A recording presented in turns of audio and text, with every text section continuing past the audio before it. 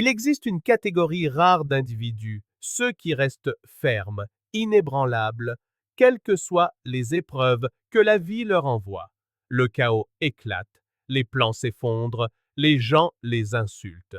Les revers s'accumulent comme une tempête implacable, et pourtant, ils demeurent impassibles, calmes, centrés, presque comme s'ils existaient dans une autre réalité. Que savent-ils que les autres ignorent? La plupart des gens vivent comme des marionnettes suspendues à des fils invisibles, réagissant à la moindre petite chose qui se passe autour d'eux. Une voiture leur coupe la route, la colère est instantanée. Un collègue fait une remarque passive-agressive, leur humeur est gâchée pour la journée. Un inconnu leur lance un regard étrange. Le doute s'insinue tel un invité indésirable. Ils sont à la merci du monde, ballottés par des forces extérieures auxquelles ils ne réalisent même pas s'être soumis. Mais si vous pouviez vous libérer? Et si plus rien, ni personne, ni aucune situation, ni aucune force extérieure à vous n'avez le pouvoir de troubler votre paix, jamais plus? Carl Jung a un jour suggéré que la plupart des gens sont prisonniers de leurs propres réactions. Ils croient que la vie leur arrive, alors qu'en vérité, ils ne sont que des miroirs reflétant leurs propres conflits intérieurs non résolus. Le problème, ce n'est pas le monde, ce sont eux. Voici une vérité qui change tout. Rien ne peut vous affecter à moins de trouver en vous quelque chose à quoi s'accrocher. Si quelqu'un vous traite d'idiot et que cela vous met en colère, c'est parce qu'une partie de vous craint que ce ne soit vrai. Si quelqu'un vous ignore et que vous vous sentez blessé, c'est parce qu'une partie de vous recherche encore la validation extérieure. C'est pourquoi deux personnes peuvent vivre la même situation et réagir de manière complètement différente. Il ne s'est jamais agi de ce qui se passait à l'extérieur, mais toujours de ce qui se passait à l'intérieur de vous. Ce processus de retour sur soi et de compréhension de ses propres déclencheurs est ce que certains appellent le travail de l'ombre, l'art de mettre l'inconscient en lumière. Chaque irritation, chaque frustration, chaque blessure émotionnelle est en réalité un message, révélant ce qui a encore besoin d'être guéri. La plupart des gens passent leur vie à fuir ces messages. Ils les font taire, se distraient, ou blâment le monde de les faire se sentir d'une certaine manière. Mais ceux qui s'éveillent, qui arrêtent de fuir et commencent à observer, accèdent à quelque chose de puissant. La prise de conscience que le monde extérieur n'est rien de plus qu'un reflet du monde intérieur. Et au moment où vous saisissez pleinement cette vérité, vous gagnez quelque chose d'inestimable, la capacité de façonner votre réalité en vous maîtrisant vous-même. Seulement voilà, la plupart des gens ne veulent pas entendre cela. Il est bien plus facile de croire que le patron, l'ex, la malchance ou le destin sont responsables de leur souffrance. Accepter qu'ils sont ceux qui donnent du pouvoir à tout ce qui les entoure, c'est inconfortable. Cela exige de prendre ses responsabilités et la plupart des gens préfèrent s'accrocher à leur statut de victime plutôt que d'entreprendre le difficile travail de transformation. Mais pour ceux qui sont prêts à regarder plus profondément, à dépasser le blâme pour entrer dans la conscience, un tout nouveau niveau de liberté s'ouvre. Et une fois que vous goûtez à cette liberté, une fois que vous réalisez que rien en dehors de vous n'a de pouvoir à moins que vous ne lui en donniez la permission, la vie n'est plus jamais la même. La plupart des gens passent leur vie entière dans une lutte constante pour le contrôle. Ils essayent de dicter comment les autres se comportent, comment les événements se déroulent et comment la vie les traite. Ils veulent être aimés, respectés et validés. Ils aspirent à la prévisibilité, espérant se protéger de la douleur et de la déception. Mais lorsque la vie refuse de coopérer, lorsque les gens sont impolis, lorsque les plans s'effondrent, lorsque l'inattendu frappe, ils souffrent. Ils prennent les choses personnellement, comme si l'univers les avait choisis pour une sorte de test.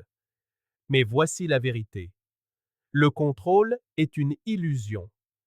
Peu importe combien vous planifiez, peu importe vos efforts, vous ne pouvez pas contrôler les gens, les situations ou les circonstances. La seule chose que vous pouvez contrôler, c'est votre perception, la manière dont vous interprétez le monde qui vous entoure. Et cette seule prise de conscience a le pouvoir de vous libérer. Carl Jung avait compris quelque chose que la plupart des gens ne saisissent jamais. Le monde lui-même est neutre. Il n'est ni bon ni mauvais, ni juste ni injuste. Il est, tout simplement. Ce qui rend quelque chose positif ou négatif, c'est le prisme à travers lequel vous le voyez. Pensez-y. Deux personnes peuvent traverser exactement la même épreuve. Une rupture, une perte financière, un échec. L'une sombre dans le désespoir, convaincue d'avoir tout perdu. L'autre y voit une leçon, une opportunité de grandir, une redirection vers quelque chose de meilleur. La situation est la même. La différence, c'est leur perception. Jung a dit cette phrase célèbre. Tant que vous n'aurez pas rendu l'inconscient conscient, il dirigera votre vie et vous appellerez cela le destin. En d'autres termes, tant que vous resterez inconscient des croyances profondes qui façonnent vos réactions, vos idées sur le succès, l'amour, la valeur et la justice, vous vivrez dans un état de réactivité aveugle, pensant que la vie vous arrive alors qu'elle arrive à cause de vous. C'est là que les choses deviennent intéressantes. Plus vous essayez de contrôler le monde extérieur, plus vous lui donnez de pouvoir sur vous. Dès l'instant où vous avez besoin que quelqu'un vous respecte, cette personne vous contrôle. Dès l'instant où vous avez besoin qu'une situation se déroule d'une certaine manière, elle dicte vos émotions. Dès l'instant où vous avez besoin que la vie soit juste, vous vous exposez à la déception. La clé pour devenir véritablement intouchable ne consiste pas à se retirer du monde ou à réprimer ses émotions. Il s'agit de se libérer de l'illusion que quoi que ce soit d'extérieur à vous détermine votre état intérieur. Et une fois que vous cessez de réagir, vous cessez d'être contrôlé. Vous n'avez plus besoin d'éviter les gens négatifs. Vous n'avez plus besoin de manipuler les situations. Au lieu d'être émotionnellement secoué par chaque insulte, revers ou défi, vous devenez immunisé, non pas détaché ni insensible, mais profondément résilient. La tempête peut faire rage autour de vous, mais vous restez inébranlable. Voici le paradoxe que la plupart des gens ne voient pas. Au moment où vous cessez de courir après le contrôle, vous devenez en réalité plus puissant. Lorsque vous cessez d'avoir besoin que les choses aillent dans votre sens, elles le font souvent. Lorsque vous cessez de vous soucier de ce que les autres pensent, vous devenez naturellement plus confiant. Et lorsque vous cessez de courir après le succès par désespoir, les opportunités commencent à apparaître sans effort.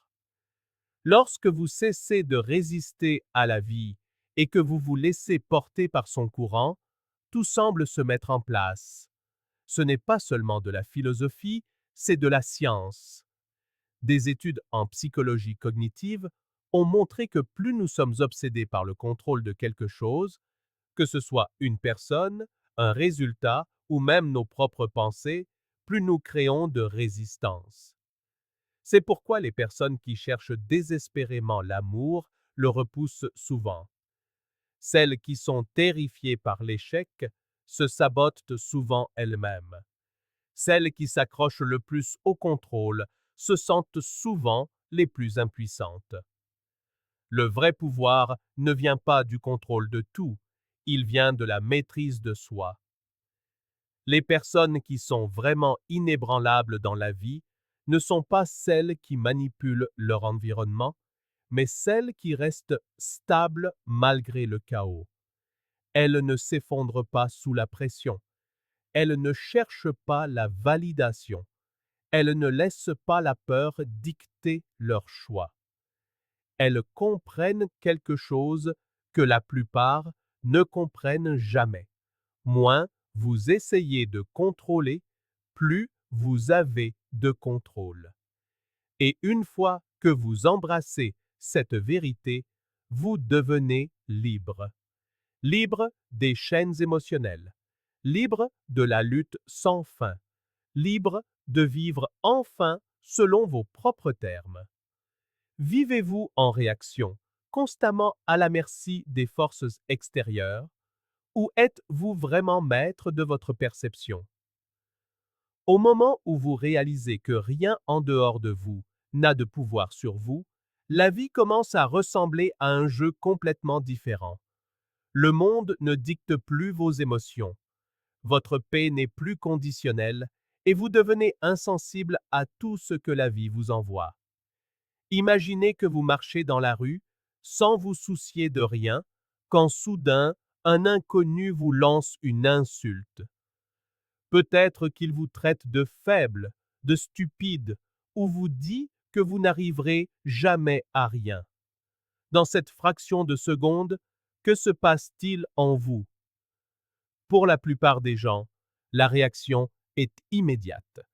Le rythme cardiaque s'accélère, la colère monte, ou les mots tournent en boucle dans leur esprit bien après que le moment soit passé, nourrissant la frustration et le doute. Cela semble personnel, comme une attaque contre leur être même. Maintenant, imaginez une réponse différente. Absolument rien. Aucune réaction, aucun changement émotionnel, juste la prise de conscience calme que ce qui a été dit n'a rien à voir avec vous. C'est le niveau de maîtrise intérieure que les philosophes, les stoïciens et même Carl Jung comprenaient profondément. Rien en dehors de vous n'a le pouvoir de vous troubler, à moins que vous ne lui en donniez la permission. La raison pour laquelle la plupart des gens sont affectés est qu'ils s'identifient à un faux self fragile, construit sur la validation externe, les opinions et l'attachement à des résultats spécifiques. Quand quelqu'un les insulte, ce n'est pas juste une insulte. C'est une menace pour l'identité qu'ils ont construite. La réaction ne vise pas les mots eux-mêmes, mais les dommages perçus à leur image de soi. Jung parlait de l'ombre, la partie cachée du psychisme qui contient toutes les peurs, les insécurités et les blessures non résolues que nous évitons d'affronter. Quand quelqu'un provoque une réaction émotionnelle en nous, il ne crée pas la douleur. Il expose une douleur qui était déjà là. Si vous étiez vraiment en paix avec vous-même, les insultes ne signifieraient rien. Ce serait comme crier sur une montagne. Les mots résonneraient simplement en écho, sans réponse. La vraie question est donc, pourquoi réagissez-vous? Si quelqu'un vous traite d'échec et que cela touche un point sensible, est-ce parce qu'au fond de vous, vous craignez que ce soit vrai? Si quelqu'un vous manque de respect et que vous vous sentez enragé, est-ce parce que vous aspirez à la reconnaissance? Si les choses ne se passent pas comme prévu et que vous sombrez dans la frustration, est-ce parce que vous êtes attaché à un résultat spécifique? Le problème n'a jamais été le monde lui-même, mais la façon dont vous vous percevez en son sein. Le vrai pouvoir ne vient pas du fait de faire taire le monde, d'éviter la critique ou d'éliminer les problèmes. Il vient du développement d'un esprit inébranlable, un esprit qui ne dépend pas de la validation externe, qui ne s'effondre pas sous la pression et qui n'a pas besoin que les choses se passent d'une certaine manière pour rester en paix. La vérité, c'est que le contrôle ne commence pas par la modification du monde extérieur. Il commence et se termine avec la perception.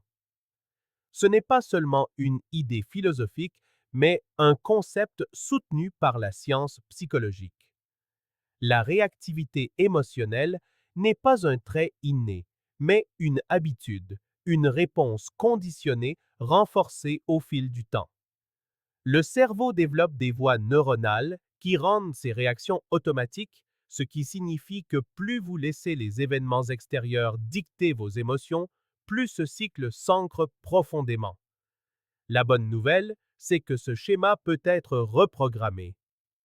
Les neuroscientifiques ont découvert que par la pleine conscience, le recadrage cognitif et l'exposition à l'inconfort, vous pouvez entraîner votre cerveau à être moins réactif avec le temps. Les insultes cessent de vous atteindre, les échecs ne vous définissent plus, et l'incertitude cesse d'être quelque chose que vous craignez. À ce stade, vous devenez intouchable, non pas parce que le monde a changé, mais parce que vous avez changé. La chose la plus étrange dans la nature humaine, c'est que la plupart des gens croient réagir au monde, alors qu'en réalité, ils réagissent à eux-mêmes. Si quelqu'un vous insulte et que les mots vous blessent comme un poignard, arrêtez-vous un instant et demandez-vous, où la douleur existe-t-elle réellement? Elle n'est pas dans les mots eux-mêmes, mais dans le sens que vous leur avez attribué. Elle est dans les blessures cachées qu'ils touchent, les insécurités qu'ils réveillent et les histoires subconscientes que vous vous êtes racontées. Jung a saisi cette vérité lorsqu'il a dit « Tout ce qui nous irrite chez les autres peut nous amener à une compréhension de nous-mêmes ». Les gens rejettent souvent cette idée car elle les force à regarder à l'intérieur plutôt qu'à blâmer le monde extérieur pour leurs souffrances. Il est plus facile de croire que les autres sont le problème, que les circonstances sont injustes, que la vie elle-même joue contre eux. Mais la réalité est que rien en dehors de vous n'a de pouvoir sur vous, à moins que vous ne le lui cédiez. Pensez-y comme à un miroir. Si votre reflet dans un miroir se mettait soudain à froncer les sourcils, vous ne vous fâcheriez pas contre le miroir. Vous reconnaîtriez qu'il ne fait que refléter ce que vous faites. Pourtant, lorsque la vie nous renvoie la même chose, lorsque les gens provoquent des émotions en nous, nous réagissons comme si le miroir lui-même était à blâmer. Au lieu de regarder à l'intérieur, nous pointons du doigt, exigeons que les autres changent et supposons que le monde est en faute. Mais la vérité est que le monde ne fait que refléter ce qui n'est pas résolu en nous. La vraie question est, pourquoi donnons-nous tant de pouvoir aux choses extérieures à nous? Pourquoi continuons-nous à permettre aux mots, aux actions et aux opinions des autres de dicter notre état intérieur? La liberté commence lorsque vous reconnaissez que rien ne peut troubler votre paix à moins de trouver en vous quelque chose à quoi s'attacher. S'il n'y a pas de blessure sur laquelle appuyer, pas d'insécurité à exposer, alors rien ne peut vous ébranler. Le but n'est pas de réprimer les émotions ou de devenir indifférent à la vie, mais d'atteindre un état où les forces extérieures n'ont plus le pouvoir de contrôler votre esprit. Lorsque vous atteignez ce niveau de maîtrise de soi, la vie change. Vous cessez de vivre en réaction, cessez d'être tiré dans toutes les directions par des émotions fugaces et cessez de croire que le monde extérieur détermine votre bonheur. Au lieu de cela, vous devenez l'observateur, celui qui choisit comment répondre, celui qui reste immobile face au chaos. C'est la véritable définition du pouvoir. non pas le contrôle sur les autres, ni la domination sur les circonstances, mais la maîtrise de soi. Lorsque vous ne réagissez plus, vous ne donnez plus de pouvoir à quoi que ce soit sur vous. Lorsque vous n'avez plus besoin de validation, vous êtes libre. Et lorsque vous comprenez enfin que tout commence et se termine avec votre propre perception, vous devenez intouchable. La vie change au moment où vous réalisez que rien en dehors de vous n'a de pouvoir sur vos émotions, à moins que vous ne le permettiez. La plupart des gens vivent en réaction constante au monde qui les entoure, laissant les circonstances dicter leurs humeurs, leur confiance et leur estime de soi. Mais si vous pouviez sortir de ce cycle sans fin, et si, au lieu de réagir, vous deveniez celui qui observe, qui reste stable, quoi qu'il arrive.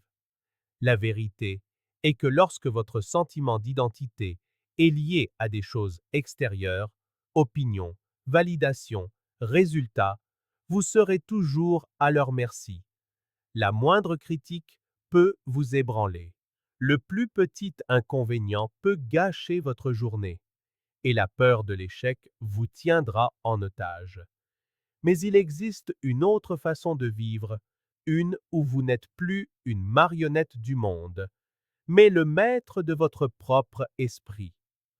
Le détachement ne consiste pas à devenir sans émotion. Il ne s'agit pas de réprimer ce que vous ressentez ou de prétendre que rien ne vous affecte. Il s'agit de réaliser que vous n'êtes pas vos émotions, vous êtes la conscience derrière elles. Imaginez un orage qui fait rage dans le ciel. Le vent hurle, la pluie tombe et le tonnerre gronde.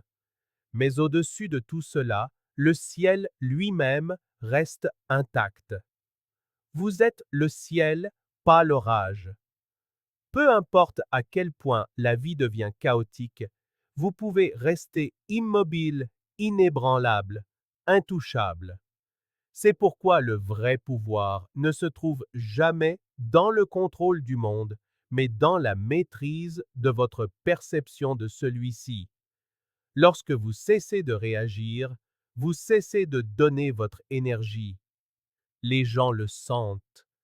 Ils ne peuvent plus vous manipuler, vous provoquer ou vous déséquilibrer. Ils perdent la capacité de vous contrôler parce que vous ne leur donnez plus le pouvoir de le faire. Tout change au moment où vous réalisez que vous n'avez jamais vraiment réagi au monde lui-même, mais seulement à l'interprétation de votre esprit. Deux personnes peuvent vivre exactement la même situation, et pourtant l'une s'en sort indemne, tandis que l'autre sombre dans la frustration ou le désespoir. Quelqu'un leur coupe la route, et une personne hausse les épaules, tandis qu'une autre maudit pendant des heures. Un inconnu leur lance un regard, et une personne ne le remarque même pas, tandis que l'autre commence à douter d'elle-même. L'événement est le même, mais la réponse émotionnelle est entièrement différente. Pourquoi? Parce que la réaction n'a jamais été à propos de l'événement lui-même, mais de ce que l'esprit y a projeté. Carl Jung parlait souvent de l'ombre, les parties cachées de notre psyché qui contiennent nos peurs les plus profondes, nos insécurités et nos émotions non résolues. Ce sont les choses que nous réprimons, les blessures que nous refusons de reconnaître. Et pourtant, elles nous contrôlent discrètement depuis la surface.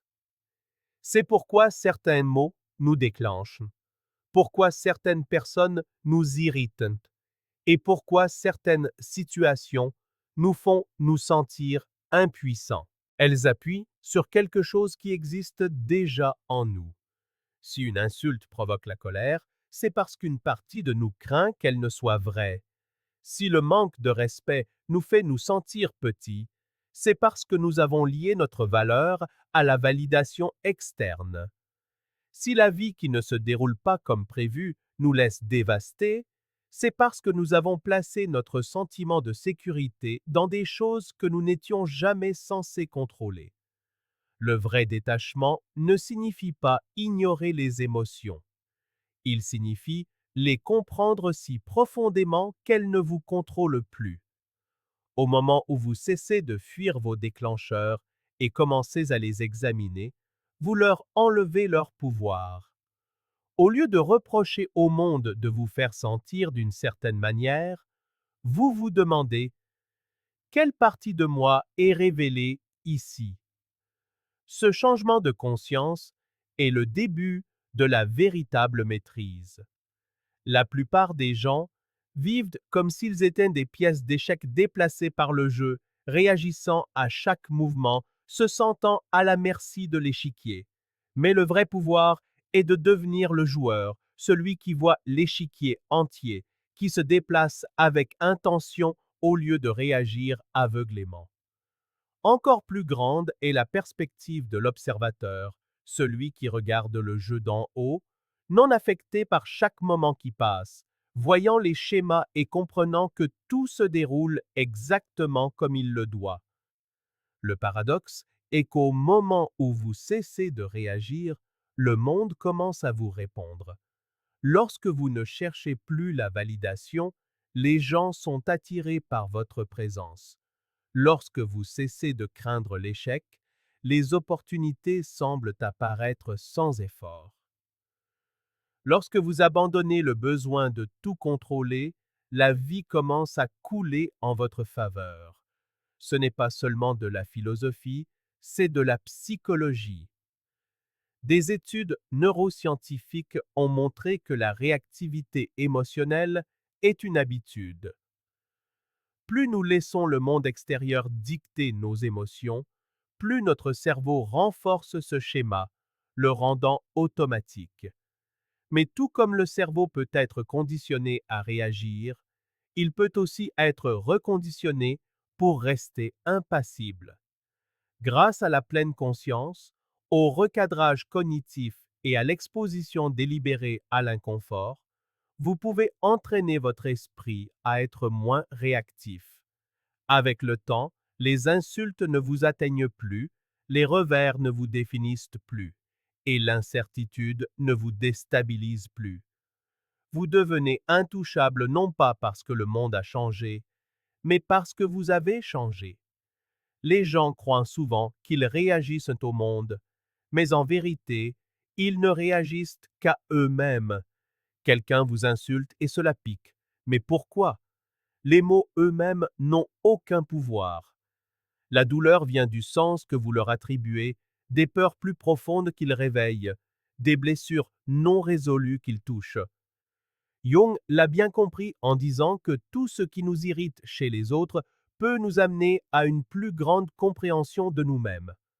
C'est la vérité que la plupart des gens ne veulent pas accepter. Rien en dehors de vous n'a de pouvoir sur vous à moins que vous ne lui en donniez. Imaginez que vous regardez dans un miroir et que vous voyez votre reflet froncer les sourcils. Vous ne vous fâcheriez pas contre le miroir. Vous réaliseriez que le reflet ne fait que vous montrer ce que vous faites. Pourtant, lorsque la vie nous renvoie quelque chose, nous réagissons comme si le miroir lui-même était à blâmer. Nous pointons du doigt, exigeons que les autres changent et essayons de contrôler le monde au lieu de réaliser que notre réalité intérieure est projetée vers l'extérieur. La vraie question est, pourquoi donnons-nous tant de pouvoir aux choses extérieures à nous? La liberté commence au moment où vous cessez de permettre au monde de dicter votre état interne. Plus vous maîtrisez vos réactions, plus vous maîtrisez votre réalité. Lorsque vous n'avez plus besoin que la vie se déroule d'une certaine manière, vous trouvez la paix dans la façon dont elle est. Lorsque vous cessez de craindre ce que les gens pensent, vous devenez naturellement confiant. Lorsque vous cessez de courir après le contrôle, vous entrez dans le vrai pouvoir. C'est le secret de ceux qui sont vraiment intouchables. Non pas qu'ils contrôlent tout, mais qu'ils n'en ont plus besoin. Si cette vidéo vous a transformé d'une manière ou d'une autre, donnez-lui un pouce levé, partagez-la avec un ami qui en a besoin et abonnez-vous à la chaîne.